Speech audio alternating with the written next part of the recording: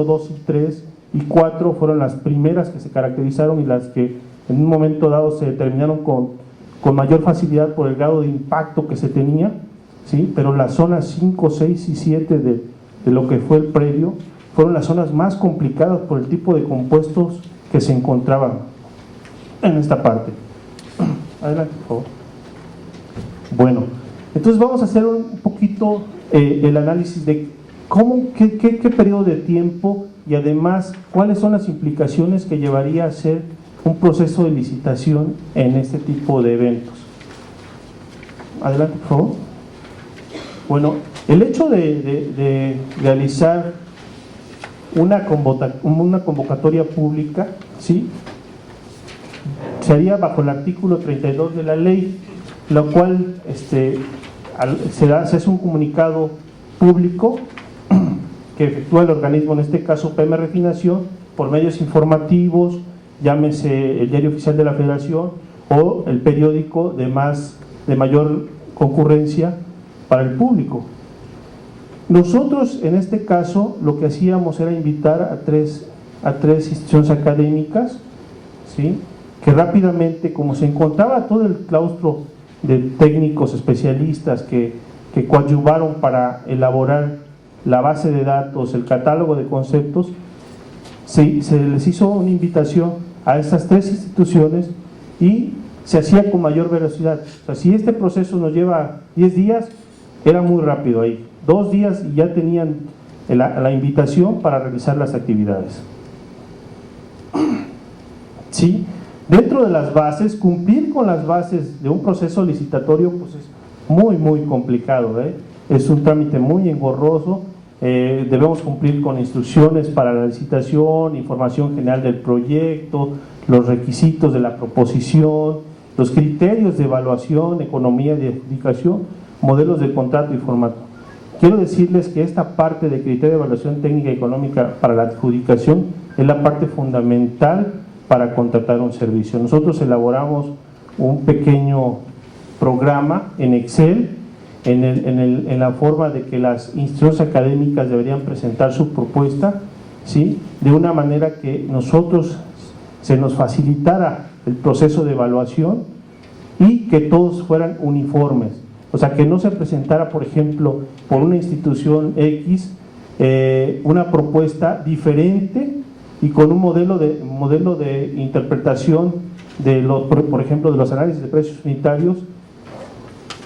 Tuvimos que homologar ese programa, como les digo, y se hizo y se les dio a las instituciones académicas para presentar su propuesta.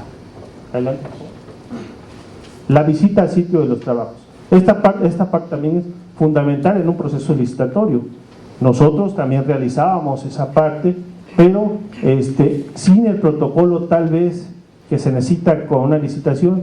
Sin embargo, se les dio, como nosotros estábamos ubicados en el predio al 100%, estábamos disponibles para que cuando llegara la institución que nos iba a presentar una propuesta, se le hiciera el recorrido, ¿sí?, la visita al sitio, el área, precisamente las características que tenían estos sitios y cuáles eran todos los impedimentos que se podían presentar en el momento de ejecutar los trabajos.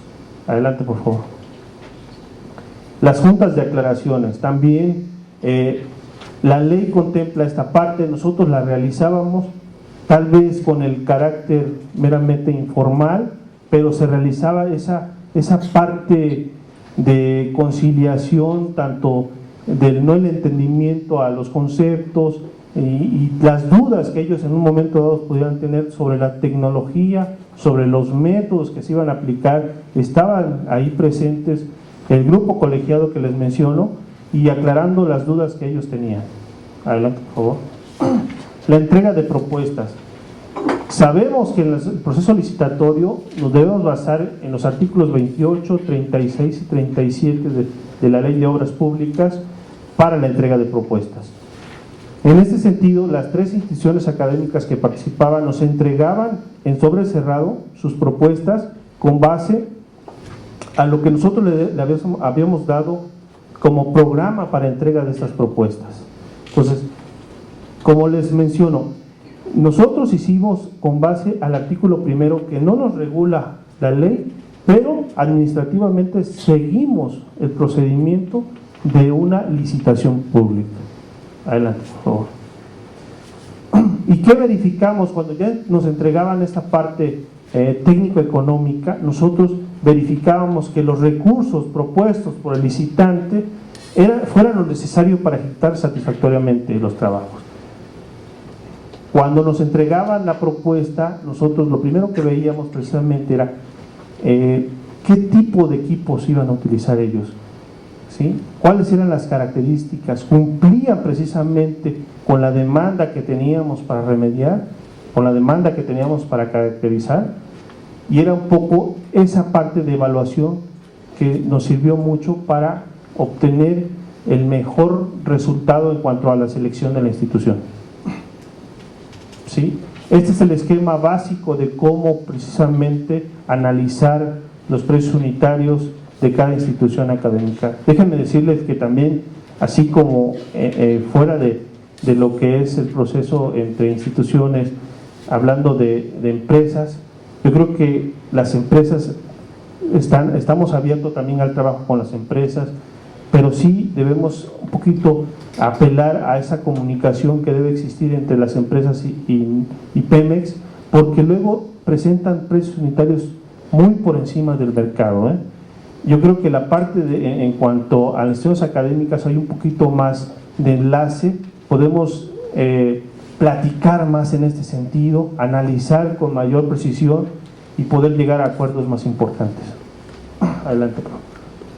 Y la parte del fallo, asimismo como lo establece el artículo 39 de la Ley de Obras Públicas, nosotros hacíamos el protocolo de fallo para adjudicar parte de los contratos que tuvimos ahí en la refinería, ¿sí? Y se hizo también de acuerdo al procedimiento que nos marca la ley. Adelante, por favor. Y lo que es ya precisamente la adjudicación del contrato.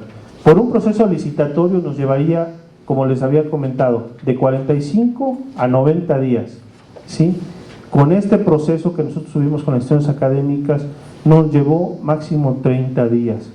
Teníamos un compromiso importante de cumplir con esa instrucción presidencial de remediar el predio a diciembre de 2009, 55 hectáreas. Déjenme decirle que los especialistas que nos visitaban de diferentes partes del mundo, como son Canadá, Alemania, nos decían, esto es casi imposible, casi imposible, no lo van a poder hacer.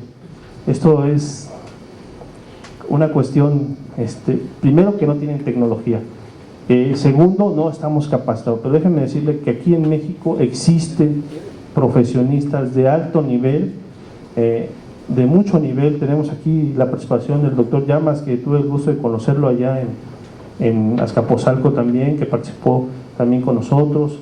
Gente de muy alto nivel que coadyuvó para llevar a un fin la remediación de la refinería. Adelante. Bueno, y lo que es ya la firma del contrato, con base a lo que ya platicamos, este proceso, como les decía, con las instituciones académicas fue muy rápido, muy rápido, pero déjenme decirles que sin dejar de lado el cumplimiento del proceso administrativo de la ley, ¿sí? O sea, nos arropamos al artículo primero, pero en la cuestión administrativa, nos arropamos al artículo primero en materia de contratación, pero en el seguimiento, control, supervisión, nos apegamos a lo que ya mencionamos aquí, que nos marca y nos regula la ley y su reglamento. Vamos acá, por favor. Adelante. Bueno, el título cuarto de la ley nos establece lo que son los tipos de contratos que existen, los requisitos que deben cumplir, en el caso de la residencia de obra, las estimaciones de los trabajos. ¿Sí le das por favor aquí en los tipos? Bueno, existen 3 tipos de contratos. Nosotros tenemos el que es sobre la base de precios unitarios. Con eso fue que basamos la mayoría de los trabajos. En el caso de la remediación, nosotros, cuando iniciamos la elaboración del catálogo de conceptos, establecimos unidades de trabajos específicas, establecimos precios unitarios en una base de datos, ¿sí? Y todo se pagó con base a precios unitarios. Como les digo, aunque nos regíamos con el artículo primero, que no era una obligación para nosotros regirnos normativamente con los artículos de ley, administrativamente sí le dimos seguimiento de esta parte.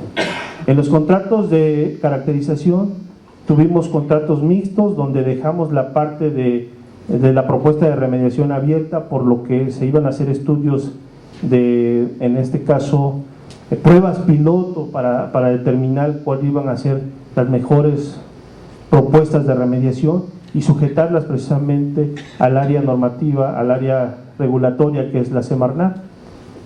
Entonces tuvimos dos tipos de contratos, sobre la base de precios unitarios y contratos mixtos, porque consideramos a precio alzado también el concepto de la prueba piloto. Adelante, por favor.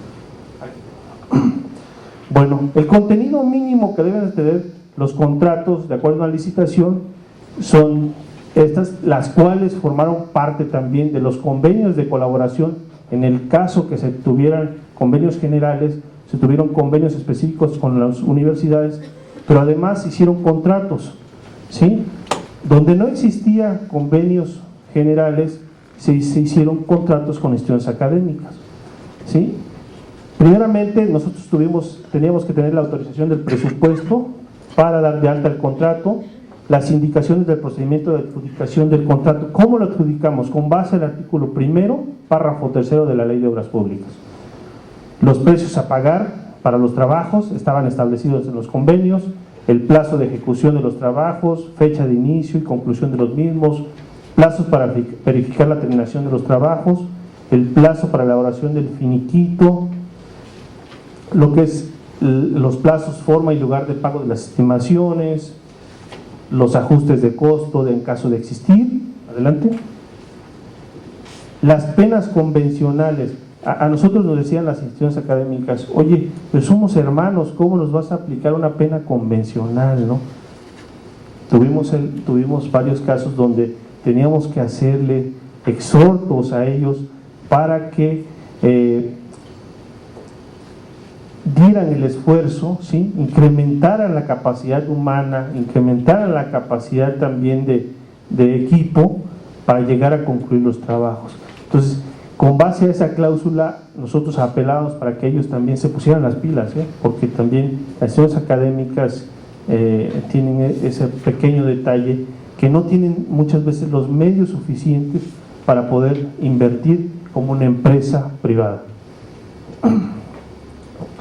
Tuvimos procedimientos de ajustes, cláusulas de procedimientos de ajuste de costo. Nunca los ocupamos, la verdad, porque en este proceso de 2007 a 2010 nunca se dio problema de deflación o inflación, no tuvimos la necesidad de ajustar costos, ¿sí? Establecimos también causales y procedimientos mediante los cuales se podían rescindir los contratos en caso de retrasos de más del 49%, ¿sí? Descripción pormenorizada de los trabajos. Aquí es donde le decía que se establecían precisamente los anexos correspondientes para la ejecución de los trabajos. Nosotros lo denominamos anexo A, que son precisamente los planos que nos dicen, ¿sí? En dónde voy a hacer la actividad, cómo lo voy a hacer. En el caso del anexo B, que es el catálogo de conceptos con sus alcances referidos para propiamente dicho de la actividad que se vaya a realizar. El anexo C, que es precisamente el catálogo con sus unidades de trabajos y sus cantidades y sus precios unitarios, ¿sí? El anexo D, que es el